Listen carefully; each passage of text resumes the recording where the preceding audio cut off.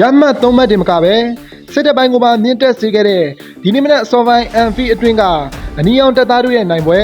သွင်းကုန်များစွာနဲ့အကျိတ်နဲ့ရှိလာတဲ့လီဗာပူးနဲ့နျူကာဆယ်တို့ရဲ့ပရီးမီးယားလိပွဲစဉ်ကိုအတူတူပြန်လည်ခန်းစားကြည့်ကြရအောင်ပါ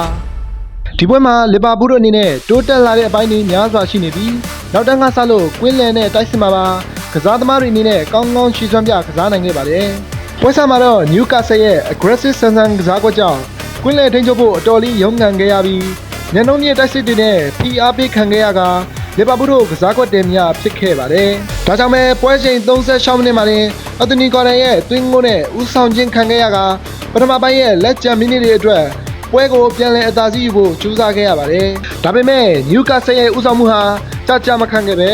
ပွဲချိန်47မိနစ်မှာ Florian Wirtz ရဲ့တူးချင်းလိန်ခေါက်ကျော်ဖြတ်မှုမှတစ်ဆင့်ရရှိလာတဲ့ဘောလုံးကို Ekitike က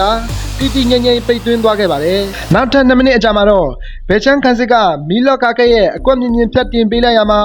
Ekitike ကပဲနျူကာဆယ်ရဲ့နောက်တန်းကိုအသားရကျော်ဖြတ်ပြီးဦးဆောင်ကိုထပ်မံသွင်းယူပေးသွားပြန်ပါတယ်ပထမပိုင်းမှာလီဗာပူးတို့ 2-1 နဲ့ဦးဆောင်ထားပြီးသွင်းကိုတွေထပ်မံရရှိဖို့အတော်လေးနီးစပ်မှုတွေရှိခဲ့ပါတယ်ပွဲချိန်66မိနစ်အကျော်မှာတော့အနိုင်သေးကြစီမဲ့ကိုမိုဟာမက်ဆာလာနဲ့ Florian Wirtz တို့ရဲ့တွဲလုံးမှတစ်ဆင့်ဖလော်ဟာအကောင်းဆုံးသွင်းသွားခဲ့ပါတယ်ဒုတိယပိုင်းတစ်ပိုင်းလုံးကိုလီဗာပူးတို့ထိန်းချုပ်ကစားနိုင်ခဲ့က